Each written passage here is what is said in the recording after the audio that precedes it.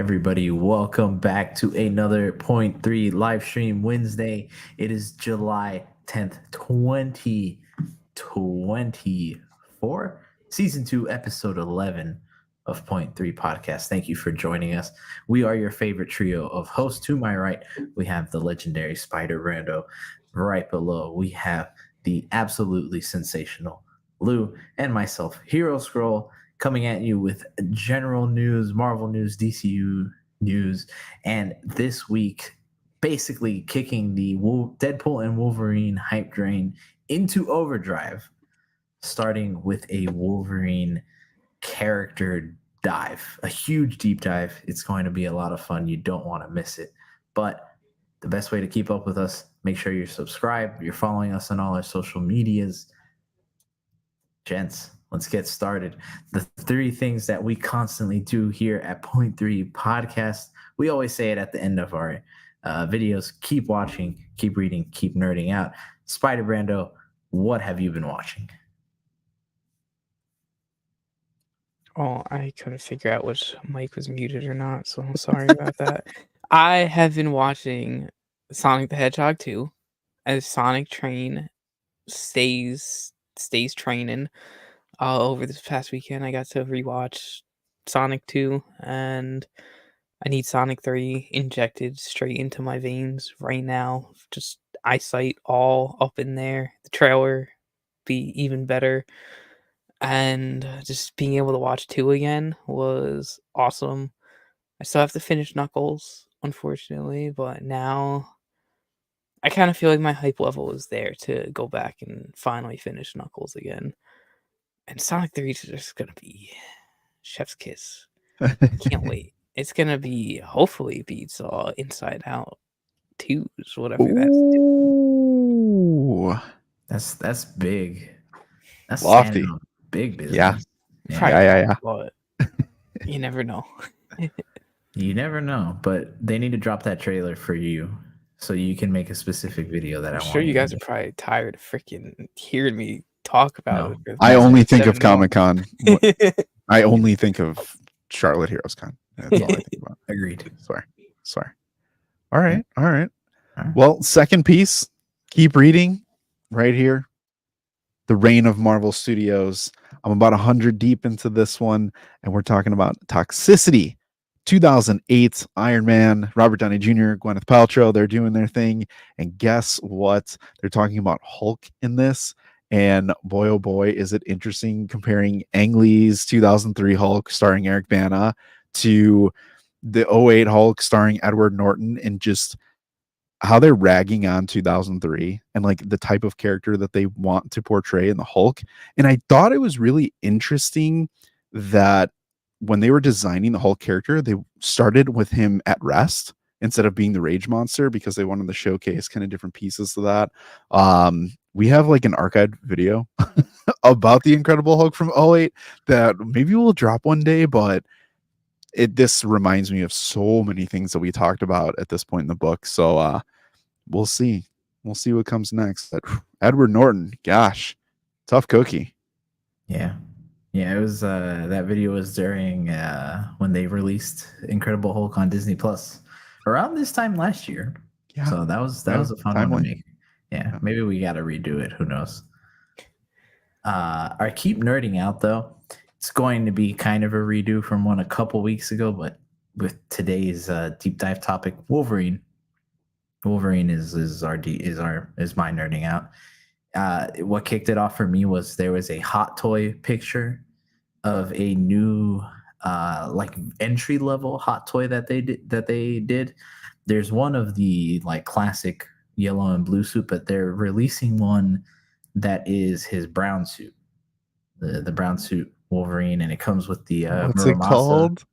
The brown suit, not the Krakoa. What's the difference? No, I'm kidding. No, a big time difference. You're gonna have all the Wolverine fans coming after us. We don't need that. Hey, it's okay because I got this right here. Too. Exactly. Yeah, baby. Yeah. It's a little dark. I can't tell if it's the brown or the Krakoan, but I don't know. Oh my God! Please, everybody, put your pitchforks down. He's only kidding. But yeah, that hot toy, helps engagement. right? But he has a Muramasa sword and just a bunch of cool effects. But the bad thing is he's only limited to like 1,500 pieces. But again, entry grade level hot toy, it's like $150, which is not bad for a hot toy at all. So yeah, nerding out Wolverine. We're once again kicking the hype train for Deadpool and Wolverine into overdrive starting right now. So before we get into our deep dive, obviously we have to hit the general news of this week. So Spider Brando, take us away. So we got some exciting childhood news with Shrek 5 is coming out in 2026.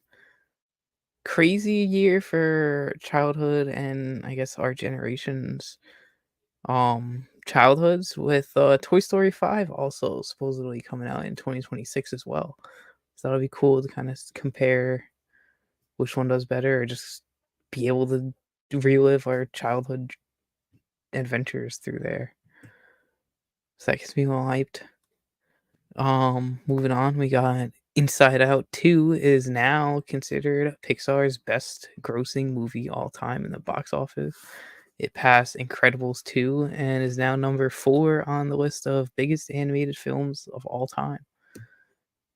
That's crazy. I feel like that movie didn't have like the best opening weekend from when it was first coming out, and now it's just holy smokes. Gruesome long legs. Yeah, it did. Not to be confused with the the Nicolas Cage horror movie that's coming out this weekend. I've heard some crazy stuff about that too, though. Like, Yeah. Someone a customer, I don't mean to digress too much, but a customer was talking to me about that at work today and saying like every review he saw for it was just saying how it's like horror, it's like horrid, all these like weird like things about it that you would think it's like a terrible movie, but like 10 out of 10. It's been the marketing. It's like gruesome, apparently. Yeah. It's the marketing that, from what I've seen, like in the movie, that's what's been carrying it hard. Like, because this is one of those movies not a lot of people know what's going on, and somehow plot hasn't really leaked. People just know Nicolas Cage is in it. That's it. That's really all people know, and they're just like, go watch the movie.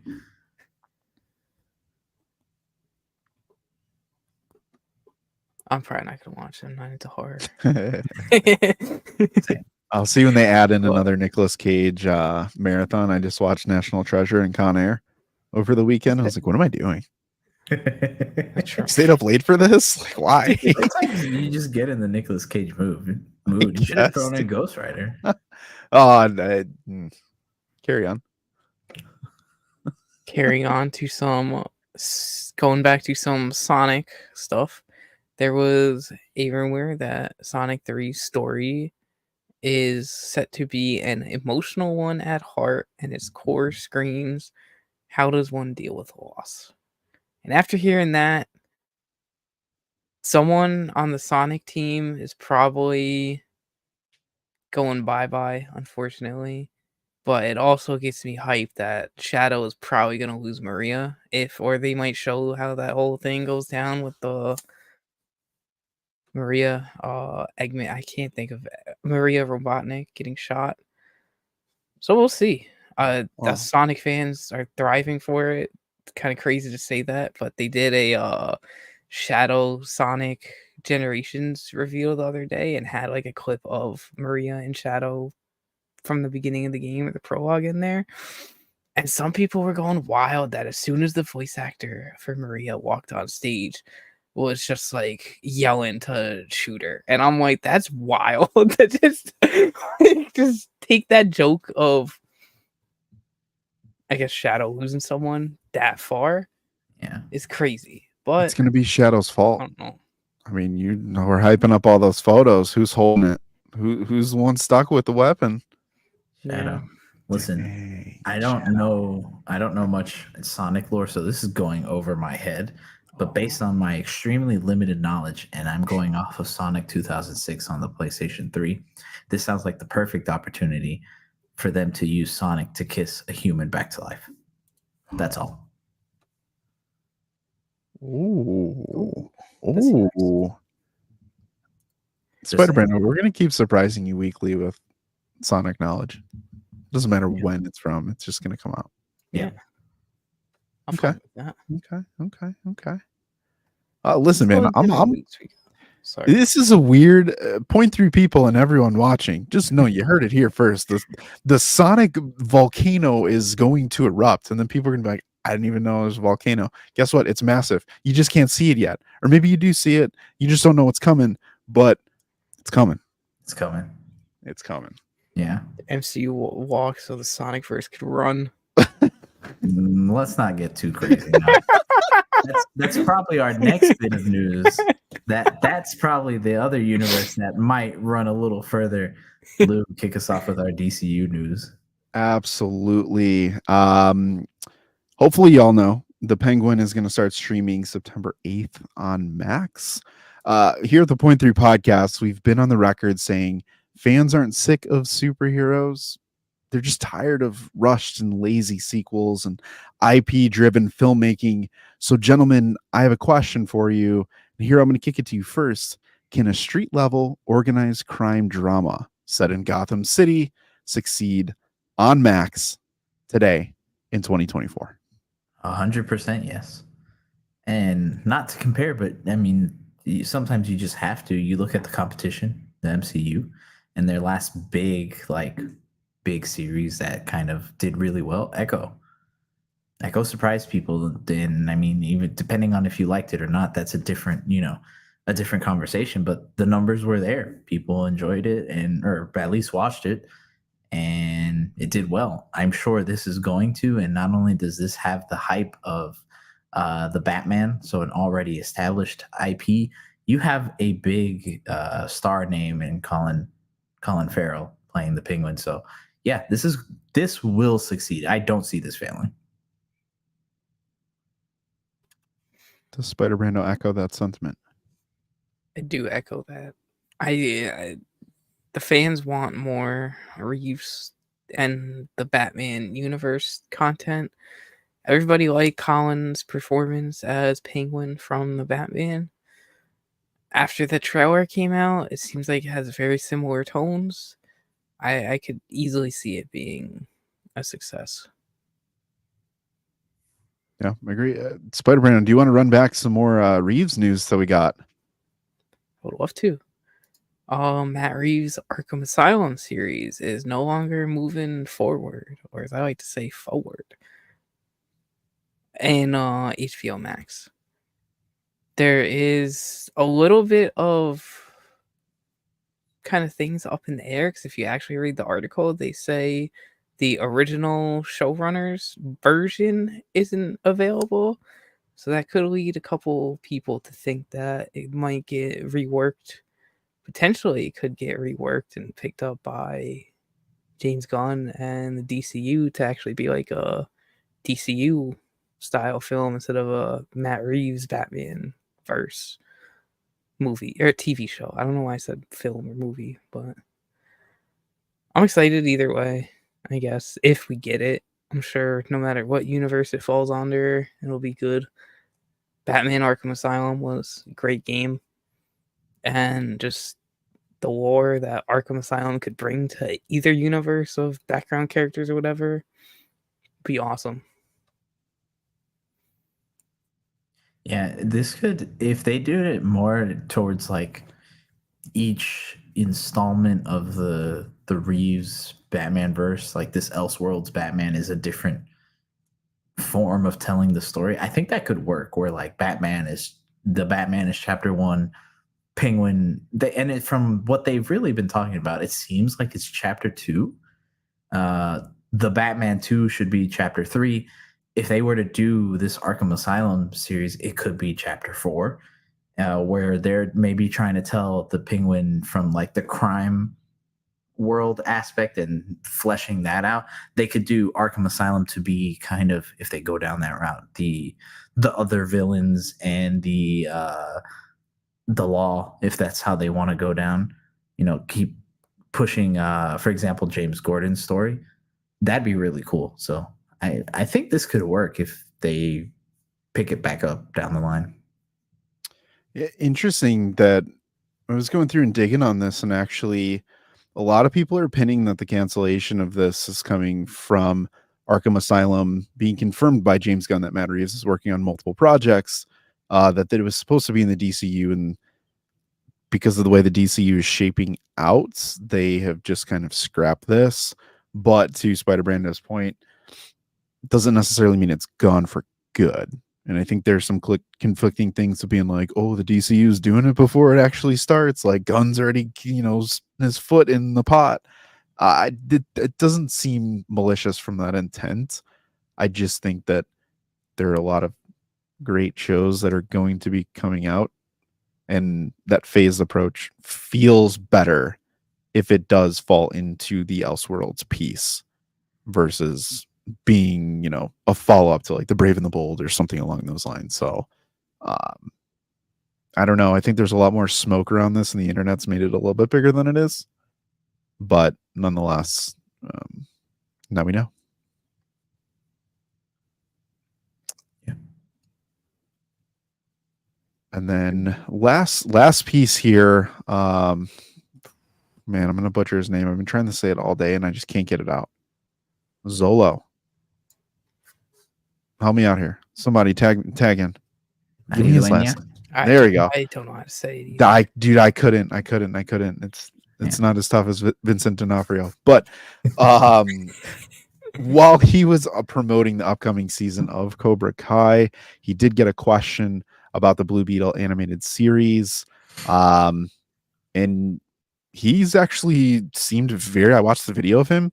He seems very excited that he's getting a chance to do animated version of Blue Beetle. And some key points that he's pointing out are, they're getting to expand and even do some stuff that they wouldn't be allowed to do in the movie or in live action. And that's appealing to him. And he just goes on to kind of cite some things that he grew up watching, like Avatar: The Last Airbender, the X-Men series from the 90s, and some newer things. Shout out to some anime. He's really excited about it, and I think that's something great that you see when the star of the show has that passion and that want to do something, and that buy-in. It's can be infectious, and he's always been kind of that catalyst for a lot of projects he's been a part of, and even Blue Beetle when it came out. So you guys excited for the prospect of the Blue Beetle animated series? Yes, we all liked the movie, the live action movie, and thought it was cool with the suit and just kind of his powers and everything. I can't imagine to see what they do in animation where everything could be so much better. So I'm excited for it. It just opens up a whole avenue of what they could do with the story. Kind of help set up his intro back into the DCU live action again. So it's not like you have to go rewatch the first movie entirely. You might just be able to watch a couple episodes of the show or whatever. I think that's cool. The other exciting thing to me is we live in a world post X-Men 97. And that's kind of raised the bar for animated series in general now. And I'm pretty sure everybody is looking at it as the new gold standard. Animated studios, the new gold standard, and they're going to try to reach that and surpass it.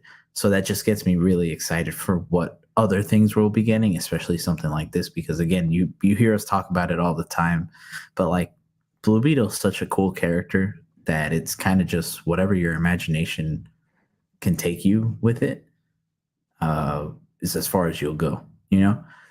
Again, look at Injustice and how cool he was there, and that's very animated like. So yeah, the DCU is in such a good spot.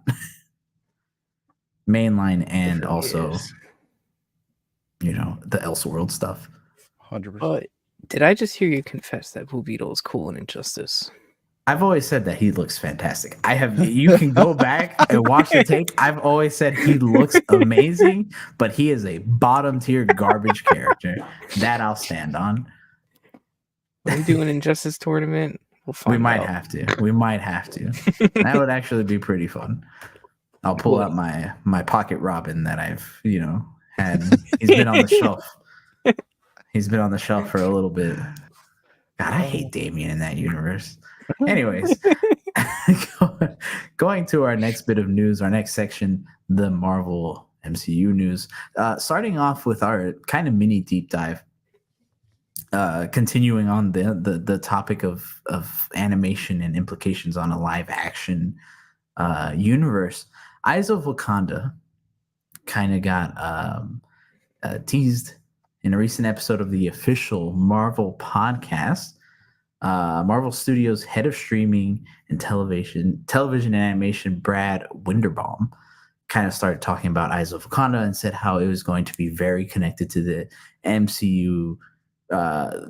He said ties directly in most out of all the other animated shows. So, and again, if you listen to us here on Point 3 Podcast, you've known we've been talking about this for a while. We have a video titled why animated projects are better than live action, or kind of discussing which is better. And we've always talked about how we hope that at some point that animation and live action can mingle together and create something truly special. And it seems like Eyes of Wakanda are going to be is going to be the first one. So Lou, do we have any details about what's going on with this series so far? Yeah, there's a couple pieces here. I mean, first, it's nice to note that Winterbaum did confirm that Black Panther director Ryan Coogler is on board as an executive producer. And then they have some longtime Marvel storyboard artist, Todd Harris, who's part of What If, Black Panther and Wakanda Forever, and even Endgame. He's going to make his directorial debut on the series, so it's kind of nice to know that there are people who have been a part of MCU projects that'll be a part of this, especially with it, being integral to the MCU directly. But we have seen some insiders kind of reveal some additional details. We're going to get a pickup from the Eternals, some influence from the comics, which introduced another race. And then Eyes of Wakanda is reportedly supposed to be incorporating Greek gods and Iron Fists. I think specifically our good friend here at the podcast, Daniel RPK, said that multiple Greek gods will appear, including Achilles. But the big thing here, and Spider-Brand, I'm curious what you think on this, because, during the podcast, Winterbaum also noted that the show is going to chronicle the history of Wakandan warriors. It's going to be pre-T'Challa Black Panther and the members of the Dora Milaje, but they're going to be traveling the world in search of dangerous vibranium artifacts. And each of 4 episodes, they're going to deal with different eras. So it's kind of like a prequel series that's going to tie in. How are you feeling that an animated series is going to kind of give us what we've been talking about? And that's really world building and more greater MCU information and implications. Well, I got this to say first. Just without even seeing a trailer for this and just knowing whatever we know about this movie, I'm more excited for it than Agatha. Because I would very much like to learn about Wakanda's history. Like, we have what we know from Black Panther 1 and 2, and I guess whatever T'Challa or Black Panthers talked about it from in the team-up crossover stuff, but the country has so much history, so much, like, how did the vibranium get there? I would really like to see that all in the background, and I don't want to watch a whole movie for it, but having a nice quick 4 episodes that goes through periods of times, introduces, if they do introduce the Greek gods like that, it could even set up like a tie-in for Thor 5. And potentially Eternals also, as you mentioned. So it gets me very excited for it.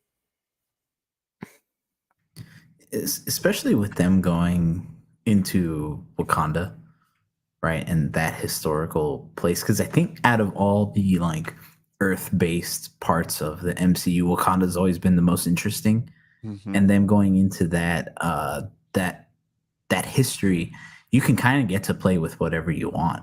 And that's why, if they do the Greek gods, if they do an Iron Fist, if they introduce more cosmic stuff, it makes a lot of sense, and you can now kind of breathe a little easier and not have to worry, okay, when can we introduce Kunlun, for the Iron Fist? Now we know, okay, hey, it's out there. It's been here for this long. So now we just know at some point we'll be getting another Iron Fist. And you've solved a big problem of how can I introduce this character to people. I think this is going to be, if they deliver on everything that they're promising, and again going into like the animation itself from the studios that they seem to be working with this show, it seems like it's going to be something really nice to look at. Not like What If, not that What If is ugly necessarily, but What If definitely could use some improvement, especially compared to X-Men 97. So yeah, hopefully we're getting a different flavor of the MCU with this, kind of like we've been seeing this past week with Agatha. This is just going to be another dive into that. Absolutely. But Spider-Brando, we got some more news, and it actually does kind of stem from animation, just Sony animation. So we're going to rapid fire this before we get into Wolverine. But what do we got? Spider Noir is the new name for Nicolas Cage's Prime Video series. I don't know why I went on with that for so long. But Nicolas Cage confirms that his Prime Video series will be 8 episodes long. And I noticed you mentioned animation earlier. This is a live action show, I'm pretty sure. Right? Yeah. Yes. And they have also confirmed, or not confirmed, our best friend, Daniel RPK, has said that Sandman may appear. But Nick Cage did say that monsters will appear and described it as a pop art mashup of just fighting monsters and stuff like that. So it sounds pretty interesting. There's a couple castings that came out with it too.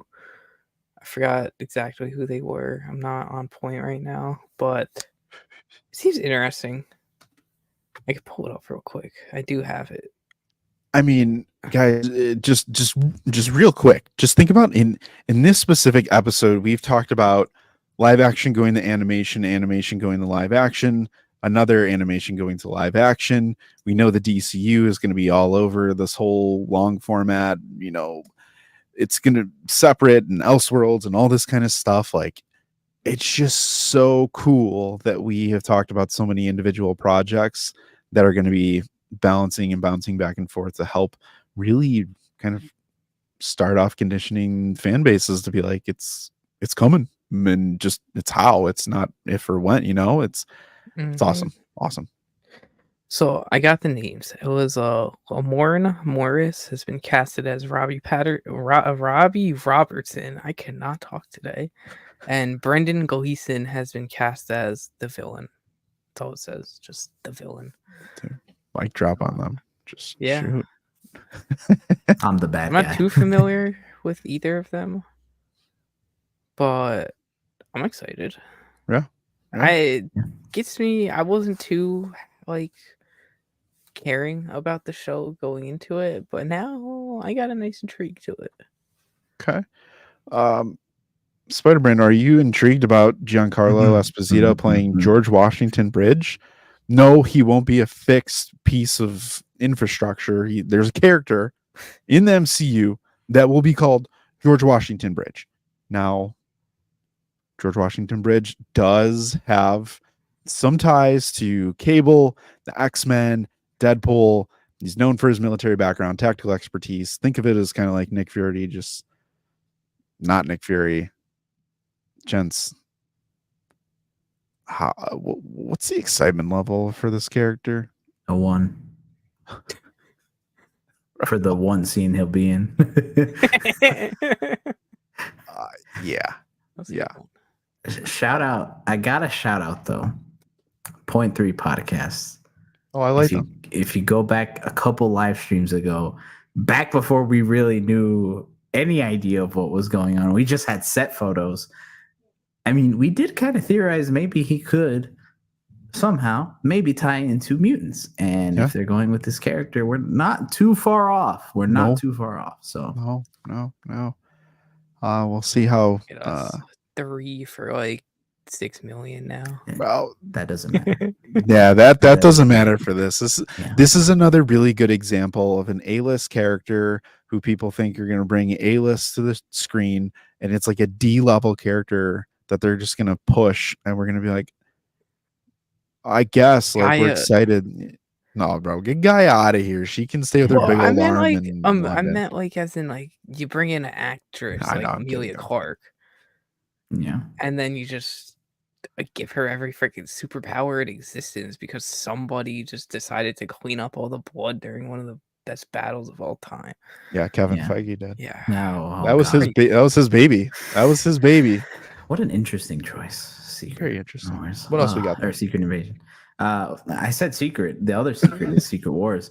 Avengers 5, the one before Secret Wars, is set to finish filming by August of 2025. So around this time next year, hopefully we'll have some more details on that. But filming for Secret Wars won't be too far off, with it being in 2025 around the fall, around September, November. Again, thanks to our not best friend, Daniel RPK.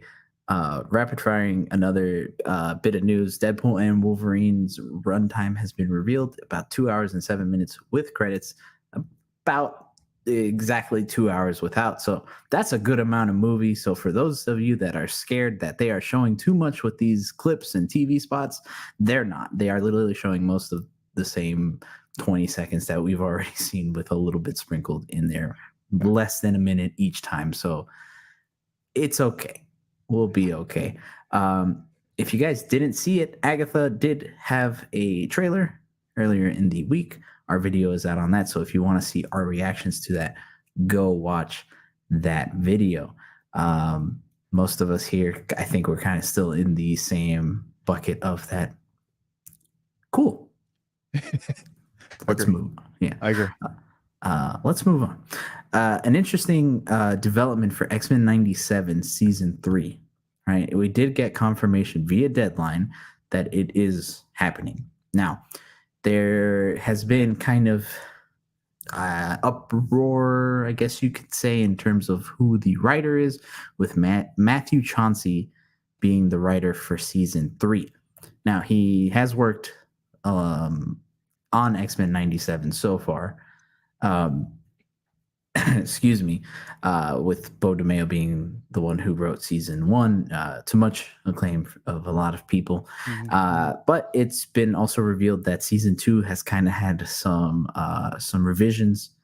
So we're going to see what Season 3 ends up holding in store for everybody. How do you guys feel on that one really quick?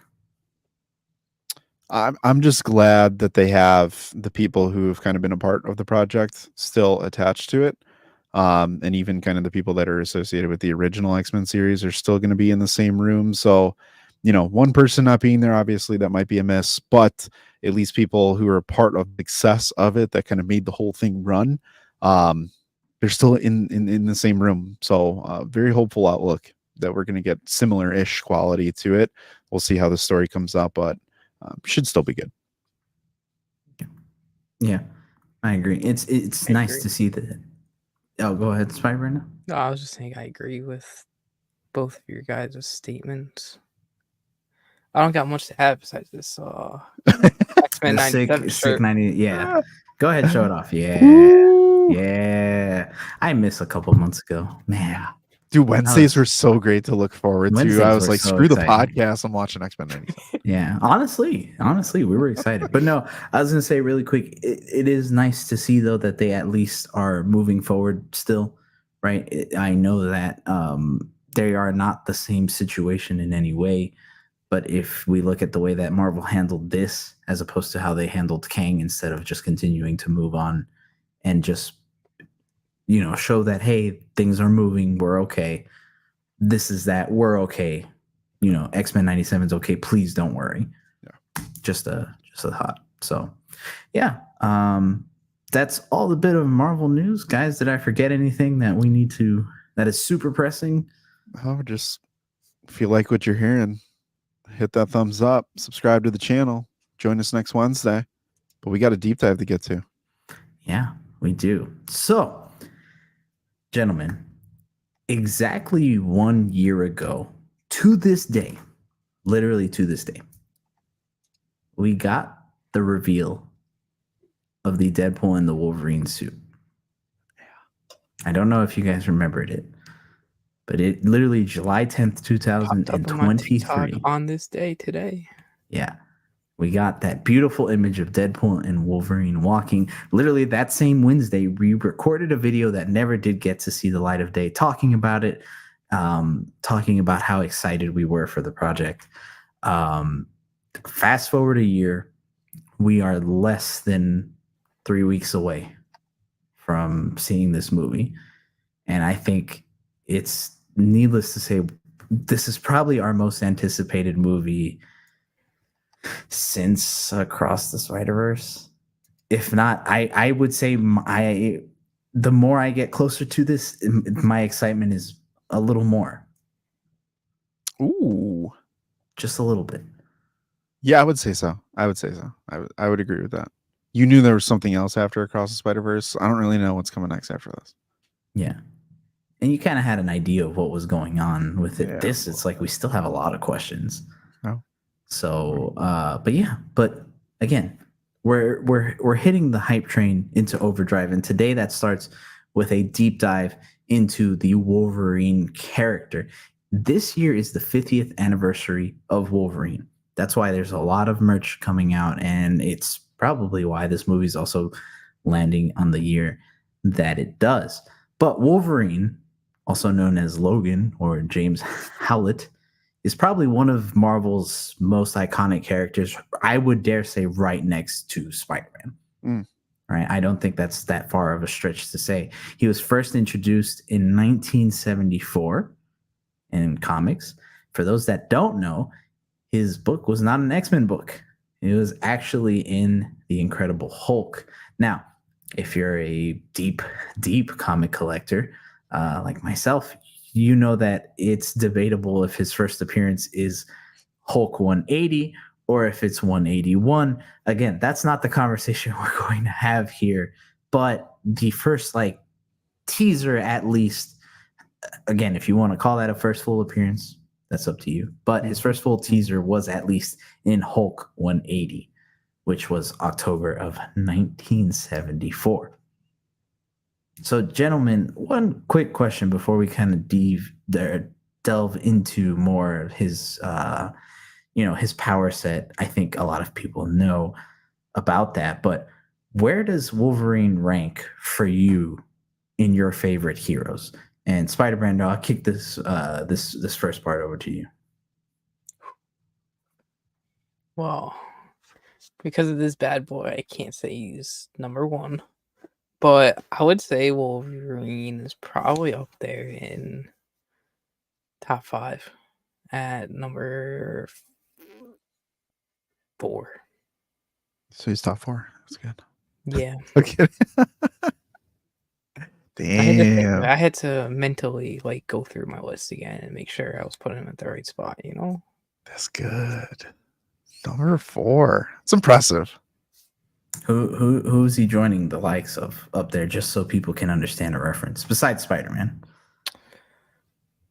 Spider-Man, Batman, Iron Man, and Wolverine. Oh, damn. Crossovers. I mean, that's high praise. Yeah. That's pretty high praise. I'm hoping after Deadpool and Wolverine, he might move up to 3. I'm expecting a lot of people to move Wolverine up their list after this, which is nuts, which we'll get to, but it's just crazy to think about. It's just crazy to think about. Listen, for me, he's number 1. He's always been number 1. I fell in love with Wolverine the moment that I ever saw him at an ice cream shop in an arcade. It was insane. I always remember seeing that. I always remember seeing Wolverine fight, and I was just like, this is awesome. And then flash forward to the series, that's my one spot. very close to the two for Spider-Man. Throw Magneto, throw Storm, throw War Machine on there. You round out my top 5. But I am pumped that we're spending as much time as we're going to talking about this. And I'm excited to see what they do with this character live action in an official freaking suit that we're finally going to get in 3 weeks. But yeah, top spot. Yeah. I've thought about this a lot over the past couple days, and I think for me personally, Wolverine has been, I think, always in my top 10. But the older I get and the more I think and learn about Wolverine as a character, he has crept up to top 3, if not top 2. Probably up there right against Spider-Man for me personally. But yeah, it's again, he's one of those characters that he just has that it factor of when you look at him, he's just undeniable. He's undeniably cool. There's something about him that you want to see in action. You want to see in movement. And he just holds your attention every time, be it in comics, video games, movies, whatever it is. Fortnite. Fortnite, yeah. I mean, dude, think about it. Like, once the 90s really hit, I swear it's almost like every single year something came out and Wolverine's featured in it. Like, it's nuts how frequent we see Wolverine, but like, I never feel like we're oversaturated. There's too much Wolverine in our face. But there's a game, a movie, a show, something for the last like 30 years that's just Wolverine is that like badass character that's going to be in it that everyone wants to play, watch, see, be. That's really cool. Yeah. And you think about it, how many characters, I mean, obviously there's some that do have an older history, but within that 50 years, in terms of comparing him to those other heroes, 50 years is not that long. No. And just how popular he is and how popular he is continuing to become and rise in the ranks of a lot of people's lists, that's super impressive. Mm-hmm. Especially when, again, you compare that to someone like Superman, Batman, who have had 30 years almost on him in terms of, character history. Yeah. It's wild. Absolutely wild. Yeah. But, yeah, no, fantastic character. But Lou, hit us with some, for those that don't know, right? If you lived under a rock and you don't know who Wolverine is, tell us about some of his powers and abilities. Yeah, I mean, most people know him for kind of the 2 core things, right?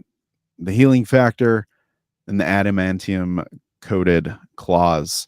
But the cool thing about him that I think some people forget is like you get deeper into it, right? You have your healing factor, your adamantium skeleton and claws, but the enhanced sense piece is pretty cool, where his senses are heightened to superhuman levels.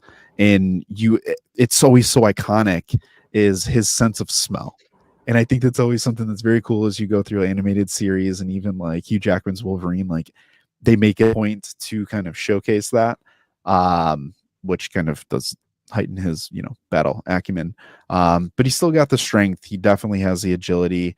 And his combat skills, it's nuts because he actually is a very skilled hand-to-hand combatant.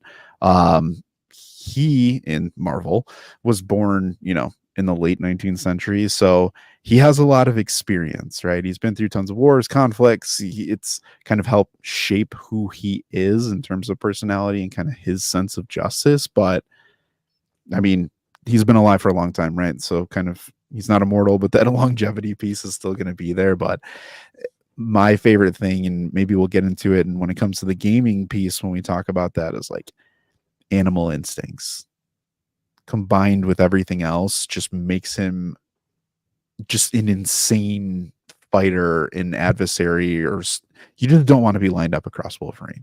Plain and simple. Never have, never will. Dude, you never know, bro. Motenda. He's the best there is at what he does, and what he does isn't very nice. It's silly, but yeah, no, it's funny that probably the most basic thing that people associate him with his claws is still one of the coolest things to this day, and just how people always portray that, and how much that's kind of been, I don't want to say copied, but like referenced to, at least, where, people see 3 claw marks and they're like, yo, that's instantly, yo, Wolverine, whoa.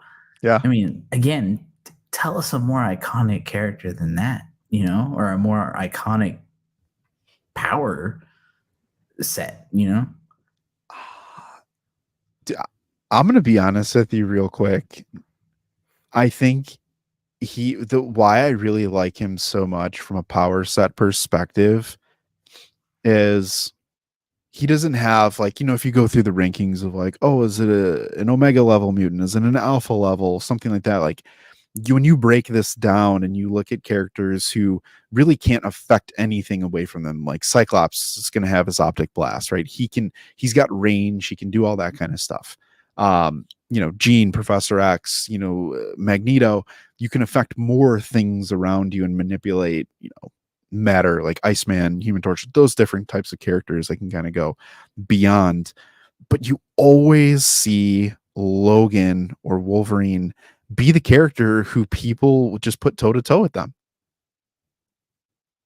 And I think that was a really good display of X-Men 97 in the beginning when they were fighting the Sentinels. And then at the end, when he's fighting off against Magneto, you're like, dude, this guy is an ace. No question. Yeah. Yeah, and that's why, I mean, when you look at it, and Spider Brando, you can kind of run through this for us.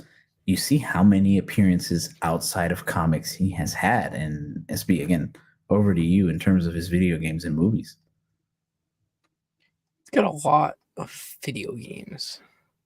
Starting back from the Uncanny X-Men, 1989. Another X-Men, 1989. And then 92. Arcade games, Spider-Man and X-Men Arcade's Revenge in 92 as well. 93 had just the X-Men on Sega Genesis. There's just a lot of 90s games on here. A lot of them I personally never heard of, but Lou mentioned earlier as well about how, like, throughout the 90s, you felt like there's just like a new Wolverine project every day, and that's how it feels with video games. There's X2 Wolverine's Revenge in 2003. The Mutant Academy 1 and 2 also I skipped over in the 2000s. Marvel vs. Capcom in 98 that featured Wolverine. X-Men vs. Street Fighter in 96 that featured Wolverine. So many. One of my personal favorites though, was Ultimate Alliance from 2006 that had Wolverine as a playable character in there. And like, he was part of my team. He was him, Nightcrawler, and Spider-Man and Ghost Rider were like, with squad. What a goated team. Squad. I was like, it's just amazing. And it was just so fun to just beat the crap out of people. He made a guest appearance in Spider-Man Web of Shadows as well. And I know one positive about that was the interactions that Spidey had with Wolverine was cool. Yeah. And when we get to the comics later, there's a lot of cool Spider-Man Wolverine comics. Did you guys, I went back and I watched the clip of that and I totally forgot about it because I played the game. But when you make the choice, after Wolverine gets taken over by the symbiote and symbiote Spider-Man's there and he rips him in half, I completely forgot about that until we were prepping for this. And I was like, oh my God, it was savage. Wild. It was awesome. Yeah. Web of Shadows is a very underrated game, I think. Yeah. It really is. And another game that came out a year after Web of Shadows that's kind of underrated, but more rated than its movie that it was based off of, X-Men Origins Wolverine, 2009. That game was freaking beautiful. I don't care, like, looking back, how bad the graphics could be or I don't care what anybody says. As a child, being 8 or 9 years old, playing that game as Wolverine, just running around, clawing people, jumping around. It had some great freaking mechanics for its time and just kind of open world a little bit. I loved it. That was one of my favorite games growing up on PS2. I think it was PS2. PS3. PS3. Oh, I Yeah. played it on the 360 then. I was a 360 person. Oops. Or Oopsie. Xbox person. Yeah. Yeah, no, I also think people remember it a lot also just because of how detached it was from the movie and how wild the It was game is. very different. Yeah, because like you fight a Sentinel in that game.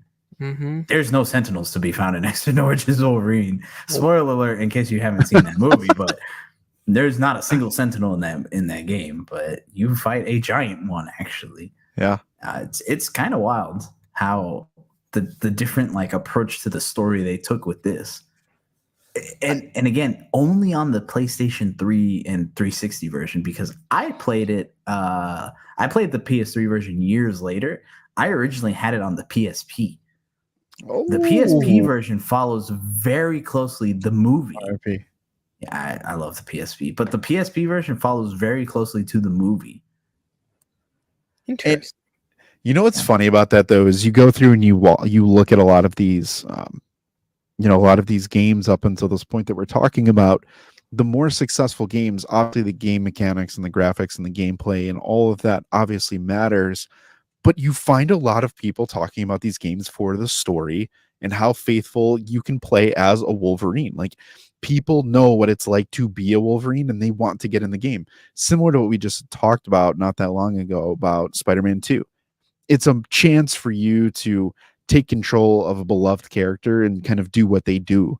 And so when the story incorporates to that point a Sentinel, you know that Sentinels are synonymous with Wolverine.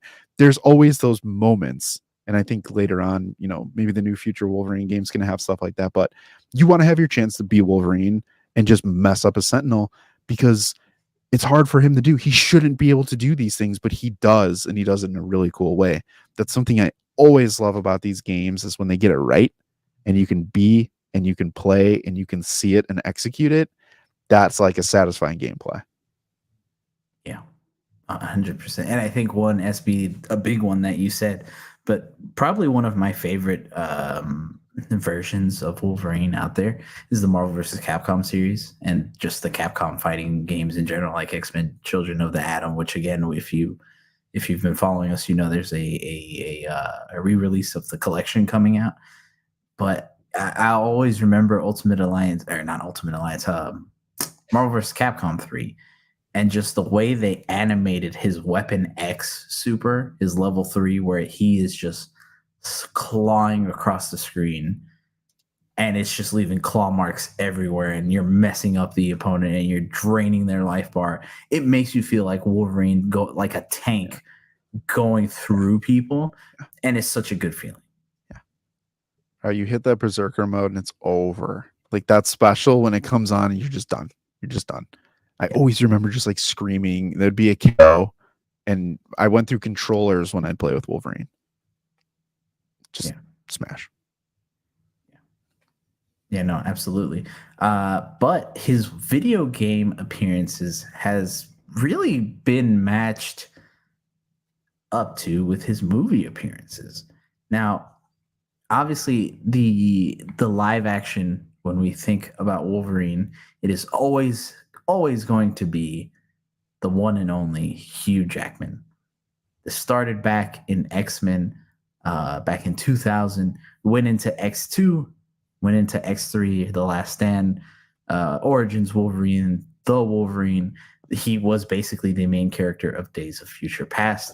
He had a cameo in Deadpool 2. I mean, depending how you want to count it, because it is just kind of like edited footage from Origins. And then the last time we did see him was in the highly, highly acclaimed Logan back in 2017. So, guys, it has been 7 years since we've seen Wolverine on the big screen, and that's a big hole in the superhero genre, I think. And I feel old. yeah, it does, right? Like Logan was really 7 years ago. Yeah. It's crazy.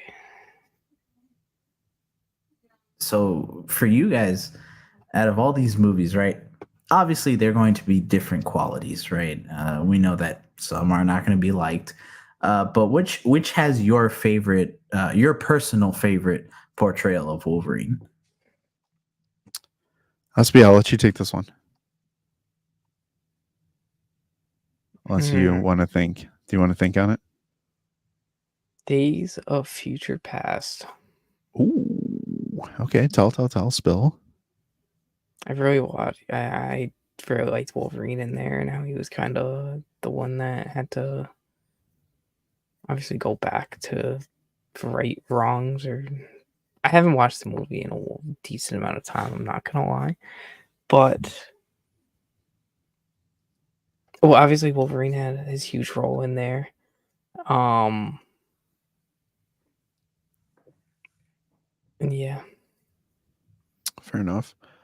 I gotta go all the way back to 2000. I gotta say his first appearance. I always remember hearing him when they're in that bar and Rogue's there, and he's in the cage, and then it's Logan, but then you hear the ring announcers call him the Wolverine, and he says it in his way, and you're just like, yes. Like, that for me, whenever I think of Wolverine, I always go back to the first appearance for him and Hugh Jackman, and just how he did it and made Wolverine kind of feel his own. And then after that, I was like, dang, can't wait till he gets his suit. But little did I know I'd have to wait 24 years for that. But it's I have patience. If anyone says I'm not a patient person, just be like, yeah, right. Yeah, right. You know how long I waited for this stupid suit? Yeah. But yeah, that's never forget, your first Hugh Jackman appearance as Logan and Wolverine. So always iconic. For sure. For me, the Wolverine 2013. That's my personal favorite. Again, part of his appeal as a character is just him going through people. And I think none of the movies, the only one that comes really close is Logan. But for me, the Wolverine just does it just a little more for me, where it's like he is going against so many people throughout so much of that movie. It's insane. It's always him getting ganged up on, and I just love that. But it also told like a more personal story for him. Yeah. Again, Logan did as well. Yeah. But I just like the story in the Wolverine a little more. Yeah, the Wolverine. I just think it's so cool, and I always remember when I forget his character's name in the movie, but when Sonata, the character he plays, when he stabs Wolverine and it just does nothing, and he's like, "What are you?" Yeah. Like it's still one of the coolest scenes of them fighting throughout that house, and and there's also something to be said that the dedication that Hugh Jackman has to Wolverine's character needs to be praised a lot. Because I know that a lot of people, and I know that including us here, we say that he doesn't fully feel like the Wolverine yet, but his encapsulation of like Logan, that character, it's perfect. It's perfect. And the fact that he's been willing to do this as long as he has, again, 24 years on the character, a very long time to portray a character and basically have your career revolve around that. But not only that, to be remembered, but to take pay cuts and to take risks with these films, because I don't know, and I don't think a lot of people remember this, but Logan was a risk when it came out, and he took a huge pay cut to make that movie. Well, dude, even to that point, if we don't have if we don't have Deadpool, understand, but I really think if we didn't get Logan, I think there'd be a lot more questions about Deadpool Wolverine. Yeah. Tons more questions of like, can they really? Like, yeah, they did Logan. Like they've done that hard R type of film with him already, and that kind of, you know what I mean? Like it just kind of like eased what is to come after that. So I'll agree with that. Logan doesn't get as much credit as it should, in my mind. Yeah, and I don't think Hugh Jackman does either. Sometimes, Yeah, because again, him taking that pay cut, the risk. You read the interviews of how he had to keep the physique, and it just sounds honestly terrible to do that. But he did it so he could really look the part and make you feel like, yes, that man is Wolverine or Logan. Yeah. I Logan. Go ahead. What'd you say? I said, speaking of Logan, join our Discord for a Logan movie night this weekend. I'm not gonna. Should actually go as scheduled. Yeah, subtle flex. No. Listen, there's no such thing as too much prep for Deadpool and Wolverine. Really quickly, I wanted to ask you guys this question. What is the most iconic moment that you have, or the most memorable moment of a Hugh Jackman Wolverine? I'm gonna go back to what I said earlier. Him fighting Sonata in the Wolverine, I think is like one of those top tier moments that people forget, and it's just so cool. It's so cool. But other ones that come to mind, Silver Samurai. The first scene of Logan, of him like really starting to show just how violent he can get and how violent the movie will get. I think shocked people to the core, because I don't think people were expecting that, for it to go that way. I know the trailer kind of set it up, but that opening scene really sets the tone very fast. Spider-Man, you got any moments? One that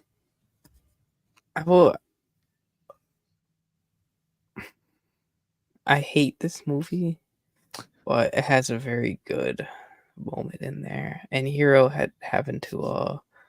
Hero knows what I'm talking about. X-Men Origins Wolverine blows up a bunch of cars. Is it a bunch of? I don't know if it's a bunch of cars. But Yeah, the helicopter. Yeah, it was a helicopter. Yeah. Goes and claws his way through a helicopter and just walks away from the scene with the whole bombs bursting behind him. The Batman style, or you could say the Batman stole it from Origins. That was a pretty iconic and badass moment, especially just as seeing Hugh Jackman just walk away from that. Beautiful. Bro, I gotta go back to the Wolverine, the train scene. I always think about the train scene, and like the way that they set it up. There's no music or anything. It's just this man launching himself and just claws, and like it was such a cool scene. That entire movie has some of my favorite fights and action scenes that Hugh Jackman's done. In Logan, when he's like, it's that final last ditch effort when he's in the forest and he's juicing up and he's just like rabid, just smoking people. That was awesome. Early days and the original, when he tries to break the machine on the Statue of Liberty and his claws are bending and those types of things, and like you really just establish him as like, oh, that dude that saved the day.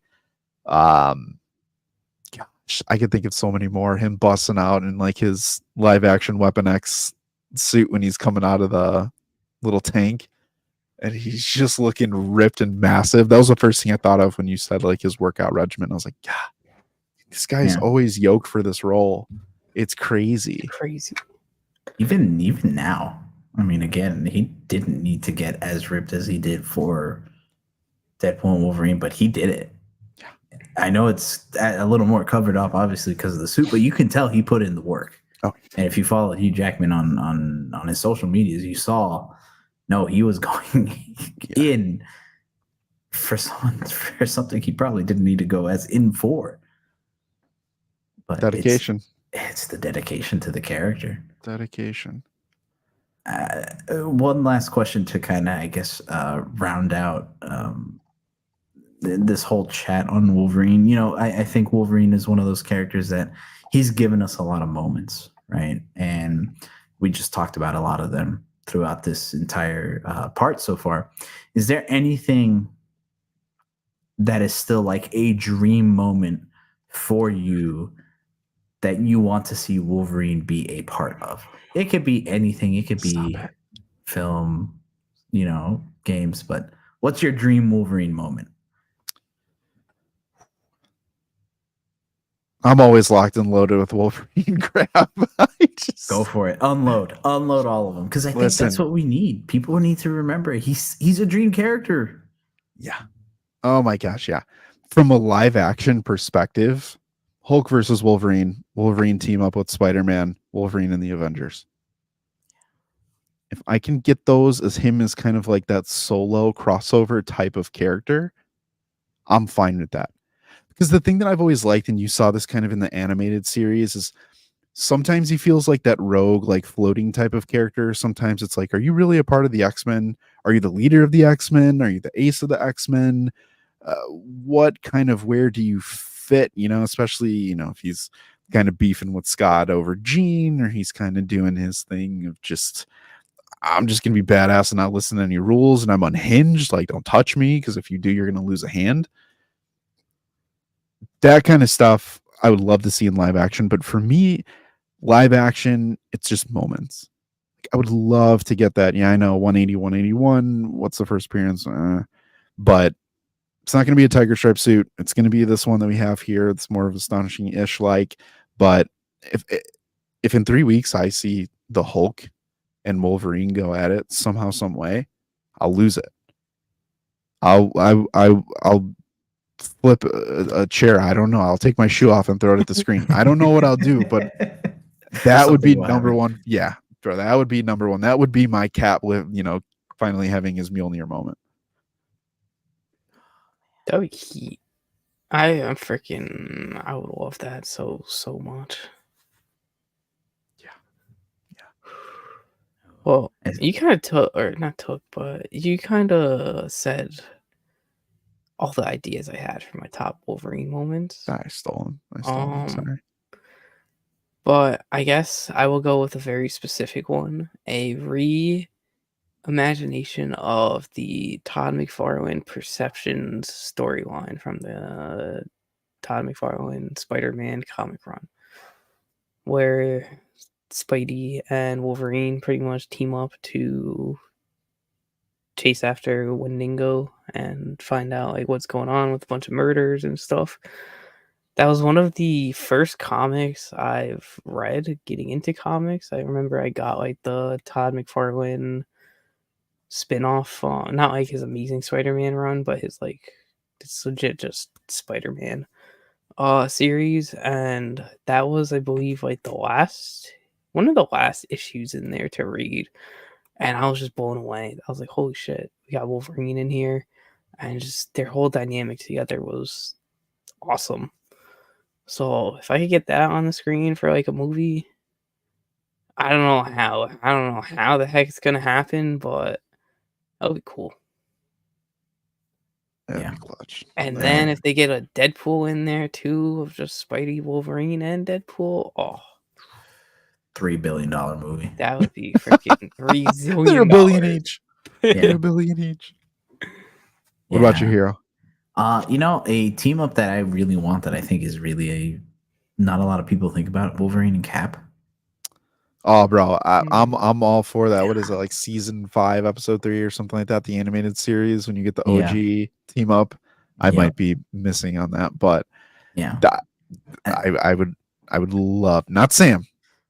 No, not Steve. Sam. Yeah, Steve Rogers, and I mean, you could even set this during like World War II. Oh my! I think, and just to see the dynamic that they would have in that whatever project they would do this in, right? I just think would be so cool.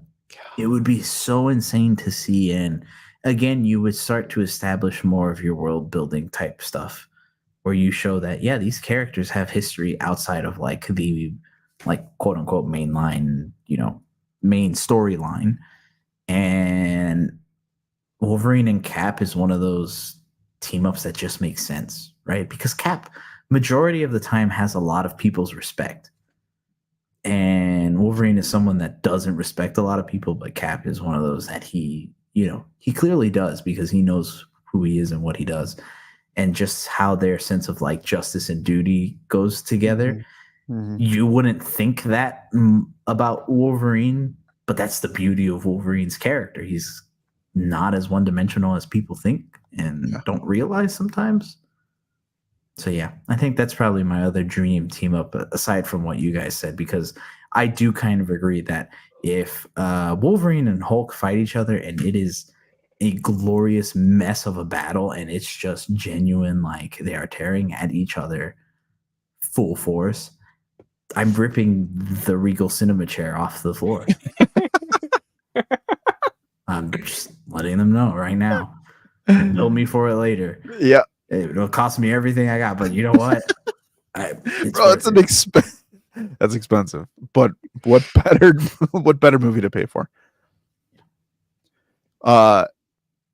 Real quick, I just thought of this. Like, dude, how cool would it be if we got an MCU Wolverine, or just even a Hugh Jackman or something, or this variant who is captured by the government or somebody, and they're probing his mind, and he gives you 4 different flashbacks or 5 different flashbacks of moments with heroes. You get your Cap 30 minutes, you get your Spider-Man, you get your Avengers, you get your X-Men specific, and like, I don't know, something else. And like, you just have these stories that they're telling of all of these crossovers and these characters. Like, give me a whole Japan arc and stuff too. Oh my gosh, bro. I'd lose it. There's so many cool things they could do. So many. And if for those thinking that, maybe that wouldn't work, I want you guys to remember Days of Future Past. Yeah. And think about the ending scene of when he goes back, his mind goes back to the future. And just the sense of joy you get that Wolverine finally has a good ending and gets to be with the people that he cares about. It's so nice. It's such a good feeling for a character that goes through so much and is very rough on the outside, but on the inside he's one of the, not nicest all the time, but he's up there. He's emotionally kind and he can be vulnerable. Did you just convince me Wolverine's my top? Maybe, I don't know. Ooh. Maybe it's a 1A 1B kind of thing. Yeah. At the end of Deadpool and Wolverine, he might be just 1A. Full recency bias when that happens. Full, because listen, I'm not going to say it. You guys know what I'm saying, and I'm definitely wrong. But as we've gotten more things that have come out specifically from Marvel, it seems like they're paying more attention to Hugh Jackman's character than I personally was expecting, which makes me believe that he is going to stick around for a little bit. I know people were saying, "Hey, he's done though," but listen, if Marvel is throwing Disney money at him, why not? He ain't done. You know what I mean? Like, let's be honest. Again, it's that joke we've had since the very beginning of when we first kind of talked about this. I guarantee you, when they went to talk to Hugh Jackman, they gave him a blank check and they said, "Put whatever you want." And he was like, "Really?" And they're like, "Yeah, put whatever you want. We want you back. The only thing is you have to wear the costume," according to Kevin Feige. Yeah, and he was like, "Cool, let's do it." And he's been so good in the promos and the clips and the commercials. Like, he's bought in, baby. Bought all the way in. And that is just like +1, +2, +3, like, I'm at 200% hype now. Yeah.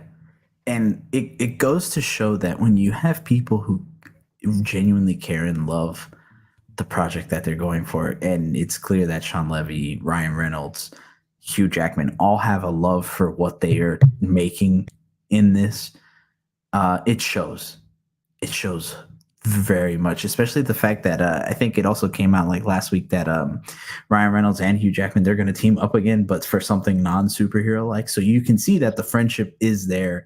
You saw it from the announcement. The chemistry is going to be off the charts. Even these commercial trailers that they do as their characters, it's just getting me hyped too. Like they just had the Bachelorette one, and Hugh was all posed up as like a lying down Wolverine, like how there's always the lying down Deadpool. I was like, oh my god, that's just amazing. I love it. Yeah, and Deadpool trying to explain like what certain phrases mean. Guys, this movie is going to be something special. Yeah, genuinely. I think I'm all in on saying that. I think I was a little reluctant at first because we didn't know much, but now that we've gotten more marketing, now that we've seen a little more of it, it's like, no, this has a certain air about it. And half of it comes from Wolverine. And listen, I'm throwing this out here, and this is no shade to anyone who I'm finally saying the same things as, who are like, this is going to be the greatest movie ever. Like, yeah, okay. But there's no way that you could know that this is going to be the best trailer, the best blah, blah, blah. Like, it has continuously exceeded the ungodly high expectations that it's had throughout what Hero had talked about and what Spider-Man had talked about pretty much a year ago, getting that first look of the costume through the strike, through everything like that. Like, you know, you have something very special when you're continuously raising the bar that is already high. Guys, is this gonna pull like No Way Home money? Yes, 100%. It's cracking 1 zillion. Oh, okay. I'm a lock it in right now. This will probably be this. I don't want to say it, but I kind of do. This might be close to 2. Oh. I wouldn't be surprised if this made like 1.9. I don't think it's gonna be that high. It's still rated R. Guys, I don't know. I know it's rated R, but the one concern that we had going into this, they've continuously alleviated at every step of the way, and we've been calling for it the entire time. Feige, please get in front of these projects, give fans an expectation, remove all the crap, let them focus on how good this is going to actually be. And that's literally what they've done, from the head of Marvel Studios, the director, to the people a part of the project, to literally the stars of the show are like, forget the BS. Go see this amazing movie because that's what we put in front of you. Don't worry about the junk. The junk is going to figure itself out. Like, I could have never imagined that. No. And the amount of buy-in that the greatest of skeptics have, like, it's winning people over before it even hit theaters. And how many spoilers have really been protected for the most part? Who knows? Who knows? Yeah, I mean, see it twice. I'm going to see it twice. 3, maybe 4 times. Yeah. Because I'll go see it with people. I'll be like, oh, you haven't seen this yet? Yeah, let's go. I'll go with you. Yeah, let's go right now. What time you want to go? Yeah. 12 a.m. Let's go. We know how long the movie's going to be. We have about 2.5 hours. So. Yeah. And again, half of this comes from just Wolverine's character. And this movie would not be as big as it is without the rich 50-year history of this character who is just undeniable in every way. I would dare say, outside of Spider-Man, Marvel's most iconic character, and will continue to remain that way, if not become the most, if they handle him right from here on out. Man, I like that. Feels good. Feels good. Well, I was gonna say, I think that's a good way to end it for today, right? Let's call it cuts there, because today we talked about Wolverine. To kind of set the expectation, next week we are going to be doing the same thing that we just did, a deep dive, a character dive into Deadpool, the other half of the Deadpool and Wolverine equation. So, of course, to be there, You have to subscribe to us to be notified of when we're going live. Of course, it will be Wednesday on the 0.3 live stream at 9:05, 9:10, 9:15 Eastern Standard Time, depending on what time we we all get settled down. We will be talking about all the news going, and we will definitely be talking about Deadpool, continuing that Deadpool and Wolverine hype train. Who knows what else we're going to get from the movie's marketing campaign from now until then. But until the next Wednesday live stream, this has been your favorite trio of hosts. Once again, myself, Hero Scroll, to my right, Spider Brando, and right below me, Lou. We will see you guys next week. But before you do, I almost forgot 3 things you constantly need to keep doing. You need to keep watching, you need to keep reading, and you need to keep nerding out. We will see you guys next time.